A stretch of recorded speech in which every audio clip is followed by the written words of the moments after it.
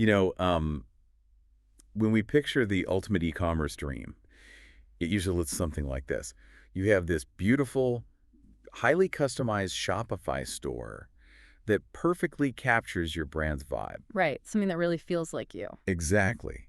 And while you have that running simultaneously, you are tapping into the massive prime shipping juggernaut that is Amazon. Oh, yeah. It sounds like the perfect hybrid model, You own your customer experience, but you also fish where the fish are. Right. You're getting the indie street cred and that massive corporate distribution all at once. Yeah, capturing all that high-intent search traffic on a platform where people literally already have their credit cards on file. But then, you actually try to build the bridge between the two platforms, and the dream just turns into an operational nightmare. Oh, totally. Suddenly you're dealing with completely broken inventory counts, your profit margins are like shrinking into nothing, and you're waking up in a cold sweat, worrying about suspended seller accounts just because a customer left a bad review.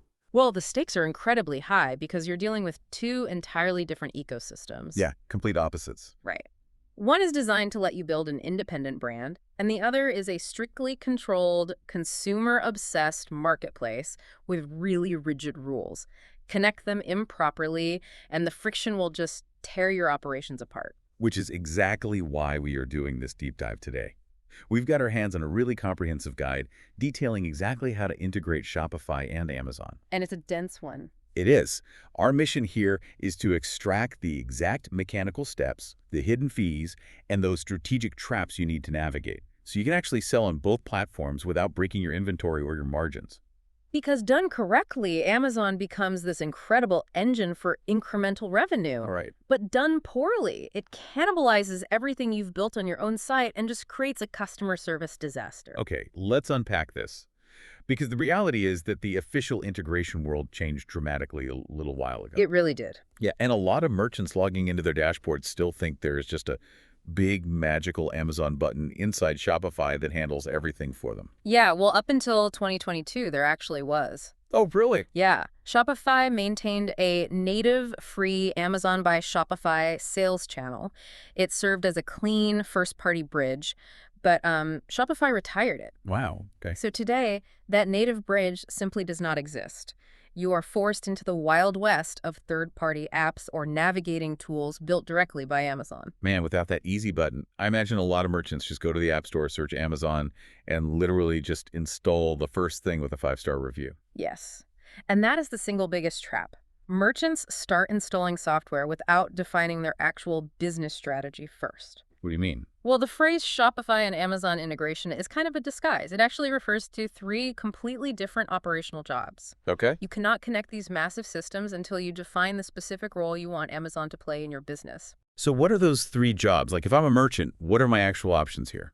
So the first job, and definitely the most common, is simply selling on Amazon Marketplace. Okay, so just getting your stuff on their site. Exactly. This is for merchants typically with catalogs under 5,000 SKUs who want their products to appear in Amazon search results with that coveted Prime badge. Right. To do this, you use a third-party multi-channel connector, apps like Codisto or Sellbrite. They act as the data bridge, translating your Shopify product catalog into Amazon's required format and, pushing your prices over to Seller Central. Okay, that makes perfect sense if I want to be on their search engine. But what if I want to keep all the traffic on my own site? That brings us to job 2, which is adding Prime Trust on Shopify. This is a completely different mechanism. How so? Here, you install Amazon's official Buy with Prime app. This does not list your products on Amazon.com.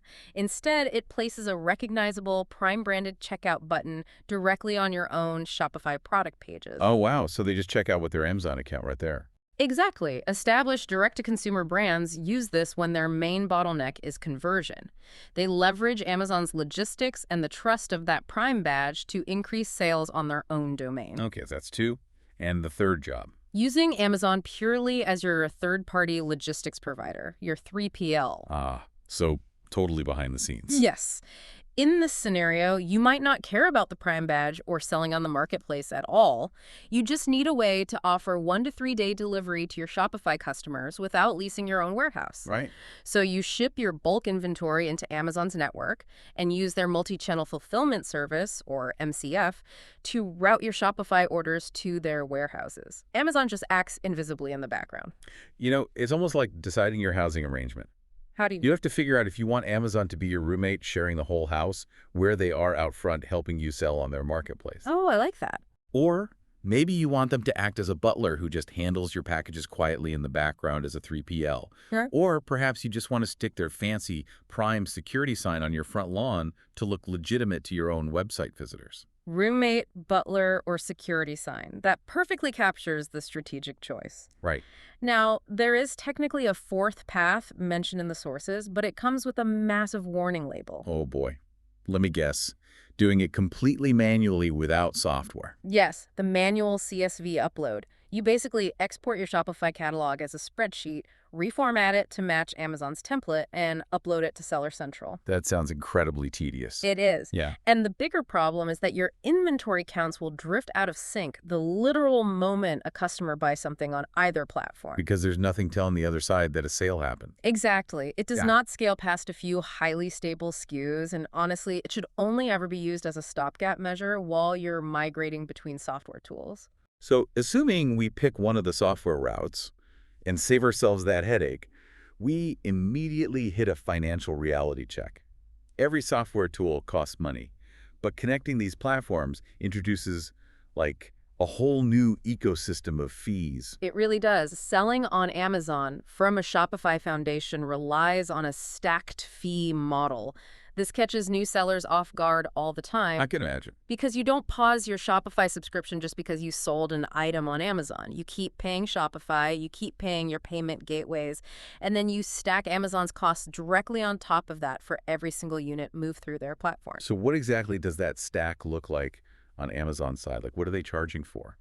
Well, think of it as a four-layer cake of costs. First, you have the professional selling plan at $39.99 a month, and that is mandatory if you want to use their fulfillment network or run apps. Okay, that's layer one. Second is the referral fee. This is basically Amazon's commission for bringing you the customer, and it varies heavily by category. How much variance are we talking? A lot. Consumer electronics might be around 8%, but apparel and jewelry, that can climb all the way up to 17%. Yikes. And the third and fourth layers? Layer 3 is fulfillment, the actual pick, pack, and physical storage fees based on the weight and dimensions of your item. Finally, layer 4 is advertising. Advertising. Is that mandatory? Technically optional, but the reality of Amazon's algorithm makes ad spend practically mandatory for new listings if you want to gain visibility. It usually eats up about 8 to 15% of your gross revenue at launch. Let's ground this in some actual math, just to make it real. If I have a product that retails for $30 and it costs me $10 to manufacture, how much of that $20 profit am I actually keeping? The source material provides a brilliant breakdown of this exact scenario. So if you sell that $30 item on your Shopify store, after you pay Shopify's payment processing and factor in some standard ad spend, you are walking away with about $14.33 in net profit per unit. Okay, $14 in my pocket, not bad. But if that same customer buys that exact same $30 item on Amazon. Okay, so you deduct your $10 manufacturing cost, then a standard 15% referral fee, the fulfillment fee, warehouse storage, and your Amazon ad spend. You are left with just $9.45. Wait, I am making almost $5 less per item on Amazon. Yep. Why on earth would I actively choose to do this? Doesn't this just cannibalize my highly profitable Shopify sales by offering customers a more convenient but way less profitable place to buy? Well, what's fascinating here is the critical distinction between your profit margin percentage and your absolute profit in dollars. Okay, break that down for me. Yes, the percentage margin is drastically tighter. But Amazon commands a massive volume of inherent high-intent traffic that you did not have to acquire through expensive social media campaigns. That's true. People go there specifically to buy. Exactly. So the strategic bet is that the sheer velocity of sales on Amazon will be so high that even at a lower per unit margin, the total absolute dollars at the end of the year far exceeds what your standalone Shopify store could generate. I see. So you have to make it up in volume. Yeah. But surely that math falls apart if the product is cheap, right? Oh, absolutely. This is known as the long tail trap. Low velocity, inexpensive items that work perfectly fine on Shopify will just bleed you dry on Amazon. Because of the fees. Yes. Think about a $14 product with a $5 cost of goods. On Amazon, you stack a 15% referral fee and a flat $3.40 fulfillment fee before you even account for storage or advertising. Wow. The fixed fulfillment fee practically eats the entire margin. You were doing all that logistical work for literal pocket change. Which leads to a core operational rule. Never list your entire catalog by default. You must set your Shopify prices based on your standalone economics first. Then you run the Amazon math. You only push a SKU across the bridge if the retail price covers all those stacked Amazon fees, with enough margin left over to make the headache worthwhile. Well, the obvious solution there is just to raise the price on Amazon, right? If my margin is getting squeezed, I'll just keep the item at $30 on my Shopify site, but list it at $35 on Amazon to cover their referral fee. Problem solved. You would think so. But do that, and Amazon's algorithm will penalize you so severely you might as well not be on the platform. Wait, really? Yeah, they strictly enforce a fair pricing policy. Amazon deploys web crawlers that constantly scan the internet. They scrape data from Shopify stores, big box retailers, everywhere. So they know what I'm charging on my own website. Exactly. Right. And if they detect that your exact product is listed for a meaningfully higher price on Amazon than it is on your own website, they will take action. How do they penalize you? Do they just take the listing down? Usually they start by suppressing your buy box. Oh, for anyone unfamiliar, the buy box is that prominent yellow add to cart button on the right side of the screen. Right. And it accounts for the vast majority of all Amazon sales. If you lose it, your Add to Cart button vanishes. Customers have to click a tiny link that says See All Buying Options and hunt through a list of sellers. And I'm guessing nobody does that. Nobody. Conversion drops to near zero. Winning that buy box is a complex mathematical formula. It is roughly 40% based on price competitiveness, 40% based on your fulfillment signal, and 20% based on your overall account health metrics. The fulfillment signal being whether or not you offer prime shipping, I assume. Exactly. Amazon heavily favors its own logistics network. An FBA listing priced 50 cents higher than a merchant-fulfilled competitor will almost always win the buy box because the algorithm trusts the delivery speed. Makes sense. But if your Amazon price is significantly higher than your Shopify price, that algorithm shuts you down regardless of your fulfillment method. Man. So if I can't raise my Amazon prices, how do I actually survive this margin trap without triggering the crawlers? The guide details 3 specific compliant workarounds. The first is altering your pack sizes. You sell single units on your Shopify store, but on Amazon, you only list a 2-pack or a 3-pack bundle. Ah, clever. Because the bundle gets its own unique identification number, a different Amazon's algorithm treats it as an entirely different product. There is no direct unit-to-unit price comparison for the crawler to flag. Think about your own shopping habits. Have you ever noticed why a boutique brand only sells multi-packs of their shampoo on Amazon, but you can buy a single bottle on their own website? Now you know the exact mechanism behind it. It's totally intentional. The second survival tactic relies on the same logic, which is Amazon exclusive variants. You release a specific colorway, a different material finish, or a unique model number solely for your Amazon catalog. It defeats the SKU level price matching. Okay, but what if I really want to sell the exact same item in both places? Like, I don't want to make new bundles or colors. Then you employ the third tactic, hiding your Shopify discounts behind gates. What does that mean? You keep the public retail price identical on both platforms. But on Shopify, you incentivize purchases using subscriber-only promo codes, post-purchase email discounts, or cart threshold automatic discounts. Because the crawlers can't see those? Exactly. Amazon's automated crawlers only scrape the public, undiscounted price displayed on your product page. This keeps you compliant with the fair pricing policy while still giving your direct customers a better deal. Here's where it gets really interesting, though. Navigating the pricing algorithms is one thing, but once you start moving volume across 2 platforms simultaneously, you introduce a massive physical problem. Oh, yes, you do. You have to ensure you aren't selling things you don't actually possess. Inventory drift. It is the silent killer of multi-channel businesses. When your Shopify store and your Amazon store are pulling from the same physical pile of inventory, the data has to stay perfectly synchronized. It reminds me of a joint bank account. Yeah. Imagine 2 partners out shopping in different stores, swiping their debit card at the exact same time without checking the shared balance. A recipe for disaster. Right. If there's only $50 left in the account, someone's card is getting declined. And in the e-commerce world, that declined card is an oversell. Say you have one final unit of a popular jacket. A Shopify customer buys it. But before your inventory software can tell Amazon that the jacket is gone, an Amazon customer buys it too. Now you have to cancel the Amazon order. Which Amazon notoriously hates. Oh, they despise it. It triggers an order defect rate penalty.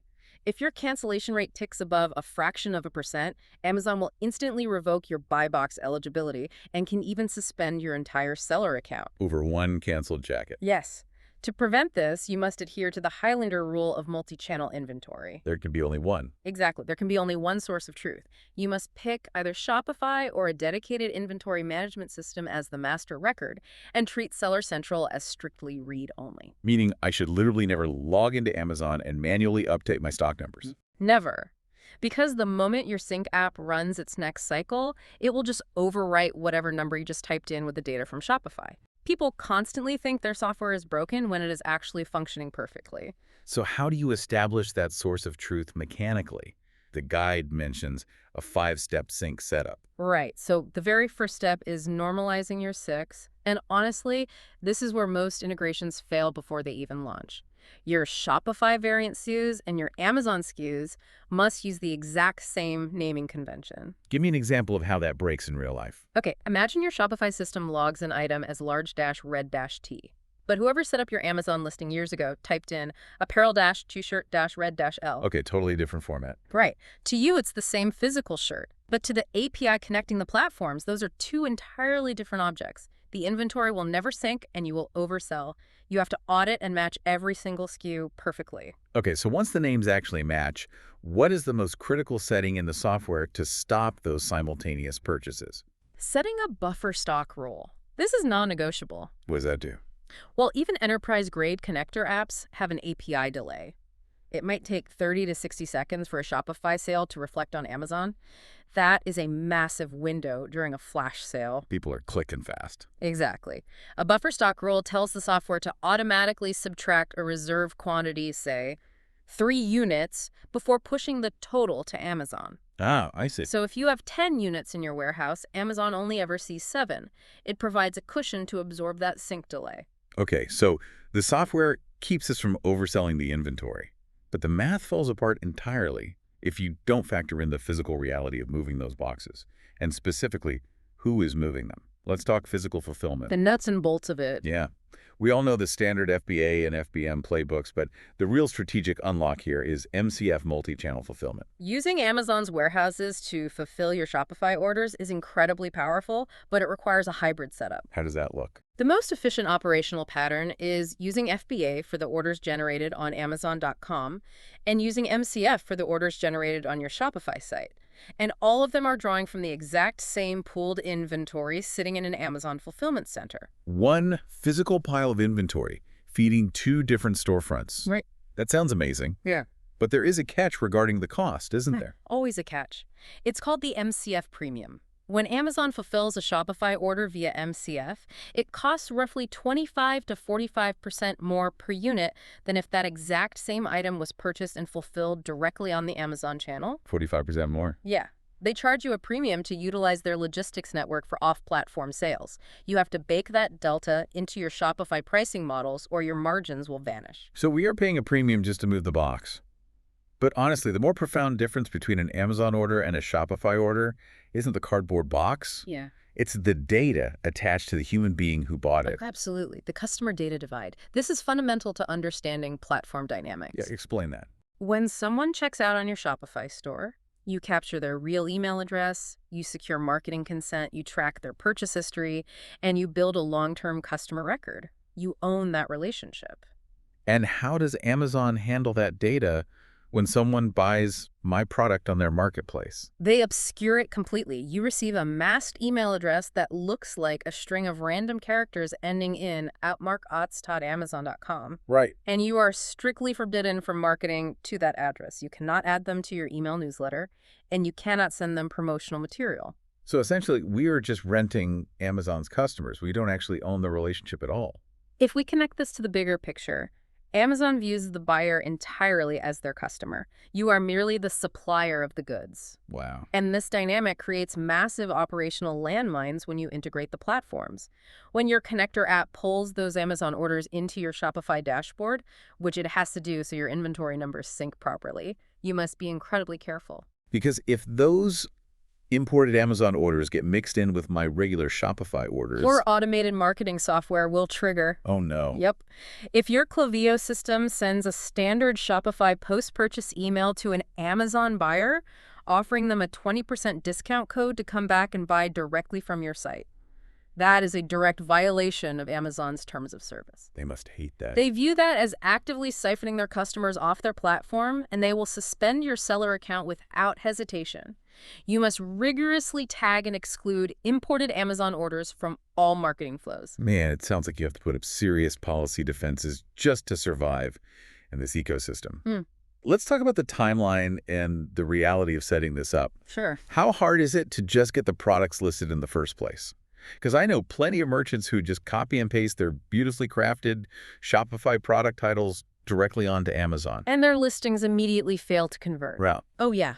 A Shopify title might be minimal, aesthetic, and brand-focused. An Amazon title needs to be highly structured, heavily optimized for search algorithms, and packed with category-specific attributes. That's a whole other beast. And furthermore, mobile shoppers on Amazon rarely scroll down to read a lengthy product description.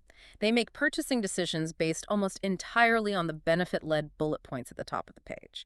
You have to rewrite your copy specifically for the platform's behavior. I also read in the guide that creating a new listing requires strict product identifiers. Like you can't just make up a barcode. No, you cannot.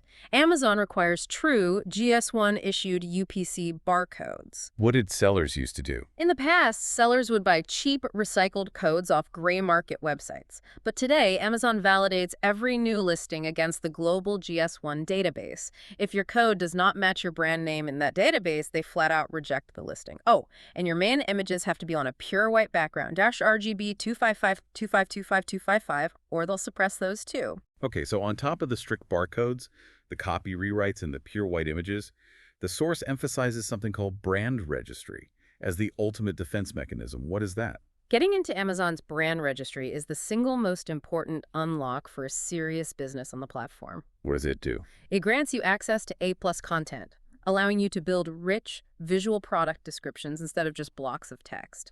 It unlocks advanced advertising types, but most importantly, it gives you the intellectual property tools to actively take down counterfeiters or unauthorized sellers who try to hijack your listings. That sounds essential. But getting enrolled isn't instantaneous, is it? Not at all. It strictly requires a registered or officially pending trademark from a recognized government office, and the validation is incredibly pedantic. How pedantic are we talking? The brand name field on your Amazon listing must match the trademark documentation exactly down to the capitalization and spacing. Any mismatch blocks enrollment. Wow. So when you factor in buying legitimate barcodes, rewriting all your copy, and waiting on trademark validation, how long does this integration actually take? Software companies make it sound like you install an app and you're making money by dinner time. Yeah, installing the software takes an afternoon. The actual business integration takes 5 to 6 weeks. 5 to 6 weeks. Easily. Week 1 is simply submitting your business licenses and utility bills to open and verify the Seller Central account, which Amazon audits heavily to prevent fraud. And the rest of the time. Week 2 is spent auditing your SKUs and calculating your margins to determine what is even viable to sell. Week 3 is staging your Amazon native copy and securing your GS1 barcodes. It goes on. Plus, your account health is incredibly fragile in the first 30 days. You have to meet 12-hour SLAs on customer messages and handle returns perfectly. It's a massive operational project before a single item is sold. Yeah. And then, as if that wasn't enough, you still have to navigate the accounting headache, specifically the marketplace facilitator tax laws. Right. Oh, this confuses almost every new seller. Under marketplace facilitator legislation, Amazon is legally required to calculate, collect, and remit state sales tax on all orders placed on their platform. Honestly, that sounds fantastic. It's one less tax burden for me to worry about. It is fantastic right up until you try to balance your books at the end of the month. Uh-oh. Why? Think of Amazon like a business partner who takes your revenue, pays the tax bill on your behalf out of your cut, and then hands you the remaining cash. Ah, so the deposit hitting my bank account doesn't actually match the gross revenue number on the invoice. Exactly. Your Shopify reports only show the sales tax collected on your standalone site. The money Amazon deposits is net of their fees and net of the sales tax they already remitted. That sounds like a nightmare for bookkeeping. It is. If you don't treat Shopify and Amazon as entirely separate tax jurisdictions in your accounting software, your gross revenue numbers will never tie to your bank deposits, and your accountant will lose their mind. So what does this all mean? We've covered a massive amount of ground today, from API sync delays to tax accounting. Let's distill the core takeaway for anyone about to embark on this integration journey. The summary is really this. Define the exact job you are hiring Amazon to do. Whether they are a marketplace, a fulfillment center, or a trust signal, let that dictate your software choice. Right. Establish a ruthless single source of truth for your inventory to avoid overselling.